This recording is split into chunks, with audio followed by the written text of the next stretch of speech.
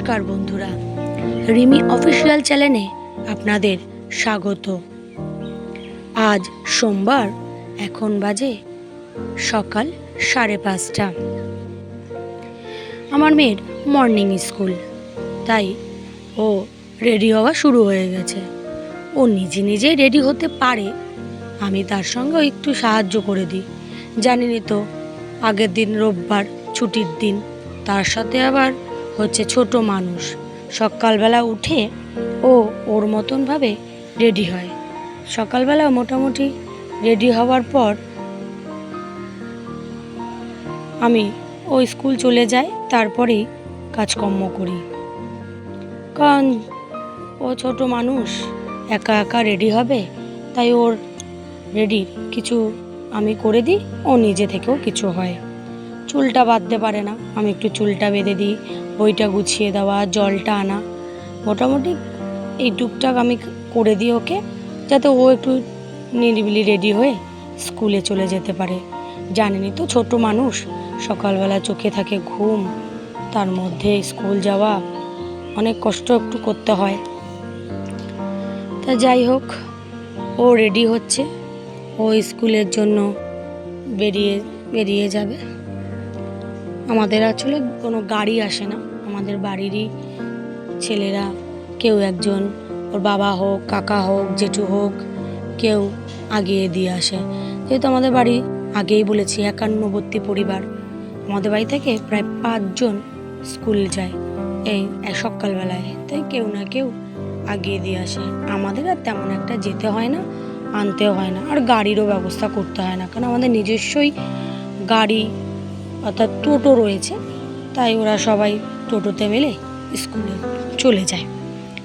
ওই স্কুলে কেউ একজন এগিয়ে দিয়ে আসলে আমার তেমন একটা চিন্তা হয় না, কারণ বাড়িতে গাড়ি থাকতে বেকার স্কুল গাড়ি করে খরচা বাড়িয়ে লাভ আছে। যাই হোক, ওই স্কুলে চলে গেছে। আমি সকালের মোটামুটি কাজ সেরে একটু টিউশনি পড়িয়ে চলে এসেছি ছাদে। অনেকদিন গাছগুলো কোনো চর্চা করা হয়নি, তাই এসে মোটামুটি একটু পরিষ্কার করে দিয়েছি। এবার আপনারা বলবেন, দুব্বগুলো, ঘাসগুলো তো কেটে দিতে পারি। আসলে আমাদের এই চারিদিকে জল তো, তেমন একটা দুব্ব পাওয়া যায় না, তাই বলতে পারেন দুব্বও চাষ করেছি আমি, যাতে কালী মন্দিরে পুজো দিতে সময় দুব্ব লাগে প্রচুর। তার জন্য ওই দুব্বগুলোকে আমরা নষ্ট করি না, এগুলোকে এই উপরটাতে কয়েকটা লাগিয়ে রাখলে এমনি সময় কাজে লেগে যায়। আর যদি আশেপাশে কোথাও পেয়ে যাই তখন আর এগুলো নেওয়া হয় না, কিন্তু এগুলো লাগিয়ে রাখি। যেহেতু আমাদের বাড়িতে কালী পুজো থেকে শুরু করে হচ্ছে সমস্ত পুজোই হয়, বলতে পারেন মনসা পুজো, কার্তিক পুজো, লক্ষ্মী পুজো তো ঘরে ঘরে হয়েই থাকে, তার সাথে বিশ্বকর্মা পুজো, এই মোটামুটি পুজো আমাদের বাড়িতে হয়। তাই এই ছোটোখাটো ফুল গাছ, তুলসী পাতা গাছ, দুব্ব গাছ মোটামুটি আমরা লাগিয়ে রাখি। তারপরেই দুপুরের ওই কাজটা করার পরে চলে গেলাম নিচে। কটা কাঠ ছিল, এগুলো বাবা কেটে রেখেছিলেন, অর্থাৎ তোমার শ্বশুরমশাই কেটে রেখেছিলেন।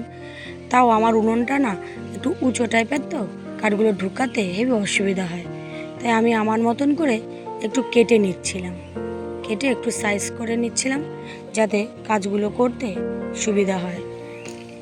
আসলে কি বলুন তো, গ্যাস আছে, কিন্তু বর্তমানে এত পরিমাণে গ্যাসের দাম বাড়ছে, যদি কিছু পয়সা বাঁচানো যায়, তাই এই টুকটাক মাঝে মধ্যে কাঠকুট জোগাড় করে রাখি, যাতে করে একটু কাঠে রান্না করলে গ্যাসটা অল্প একটু বেঁচে যায়। গ্যাসটা মোটামুটি বেঁচে গেলে, একটা যদি 15 দিনও যদি বাঁচিয়ে নিয়ে যেতে পারি, তাহলে 15 দিনের গ্যাসের দাম সেভ হবে। ওর জন্য মোটামুটি গ্যাসটা বাঁচানোর জন্যই এই কাজগুলো করি।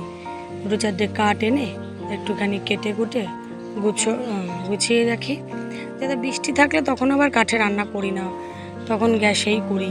যেহেতু বাচ্চা ছোট, জানেনই তো, চারিদিকের পরিশ্রম করে আর পেরে ওঠে না, তাই আজকে রোদ্দুরটা ভালো হয়েছে বলে নিচের কয়েকটা কাঠ, আগে কয়েকটা আমার শাশুড়ি মিলেছিল, আমি আবার এই কয়েকটা নিচে ছিল, যেহেতু ভারী, তারা বয়স্ক মানুষ আনতে পারে না, তার জন্য আমি নিয়ে এসে কেটে শুকো দিলাম। শুকো দেওয়ার পরে দেখলাম টালির উপরে কয়েকটা কাঠ রয়েছে। এবার আমার শাশুড়ি সে আলাদা রান্না করে, ওনার ছোট ছেলে রয়েছে, তার সঙ্গে খায়ও, আমরা টুকটাক সাহায্য করে দিই। তাই উপরে কটা কাঠ ছিল, তো আমার শাশুড়ির কাছে জোগাড় করে দিচ্ছিলাম। উনি আবার দুপুরবেলা রান্না করবেন, তো তাই। তারপরে আমি এই কাজ ছেড়ে চলে গেলাম একটা বড় কাজে। তাদের দায়ী আমি আর অন্য কিছু শেয়ার করলাম না, রান্না বান্না। কারণ এরপরে আমাদের পাড়ায় একটা আন্দোলনী মিছিল ডেকেছে, তাই আমরা বাড়ির সকলেই আন্দোলনে যোগদান করতে সকলেই চলে গেলাম। আন্দোলন করে শুরু করে দিলাম।